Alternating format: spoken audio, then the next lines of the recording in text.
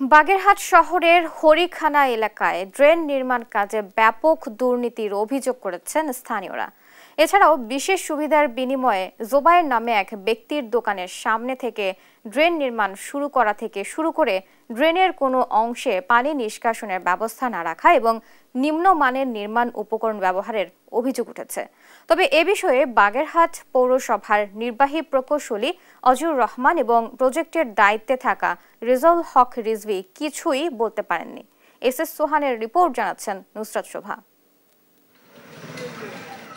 জলাবদ্ধতা নিরসনে স্থানীয়দের দাবির প্রেক্ষিতে বাগেরহাট শহরের হরিণখানা এলাকায় ইম্পর্টেন্ট আরবান ইনফ্রাস্ট্রাকচার ডেভেলপমেন্ট প্রজেক্টের অধীনে ড্রেন নির্মাণ শুরু করেছে পৌরসভা, যার দৈর্ঘ্য 415 মিটার এবং প্রস্থ 1.4 মিটার। নির্মাণ ব্যয় ধরা হয়েছে 1,10,68,000 টাকা। এরই মধ্যে ড্রেনটির বেশ কিছু অংশ দৃশ্যমানও হয়েছে। তবে এই ড্রেন নিয়ে স্থানীয়দের রয়েছে বিস্তর অভিযোগ। যেমন মল্লিকবাড়ির মোড় থেকে ড্রেন শুরু হওয়ার কথা থাকলেও প্রকৌশলী ও ঠিকাদার কোনো এক বিশেষ সুবিধার বিনিময়ে জোবায়ের নামে এক ব্যক্তির দোকানের সামনে থেকে ড্রেন নির্মাণ শুরু করেছেন। তবে ড্রেনের কোনো অংশেই নেই পানি নিষ্কাশনের ব্যবস্থা। ফলে জলাবদ্ধতা নিরসনে এই ড্রেন কোনো কাজেই আসবে না বলছে স্থানীয়রা। মল্লিকবাড়ির মোড়ের থেকে কাজটা শুরু না করে ওই কৃষ্ণনগরের মাথায় ওই জোবায়ের দোকানের মাথায় যেখানে উঁচু জায়গা ওইখানে নিয়ে গেছে।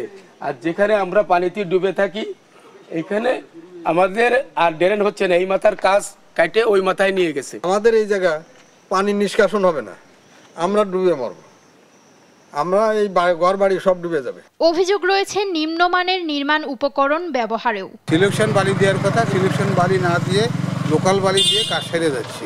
অপরিকল্পিতভাবে ড্রেন নির্মাণের বিষয়ে জানতে চাইলে বাগেরহাট পৌরসভার নির্বাহী প্রকৌশলী অজিউর রহমান এবং প্রজেক্টের দায়িত্বে থাকা রেজাউল হক রিজভী ক্যামেরার সামনে কথা বলতে রাজি হননি।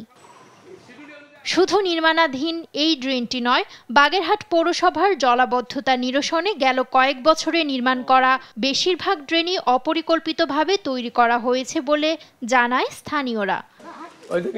নিউজ ডেস্ক, দেশ টিভি।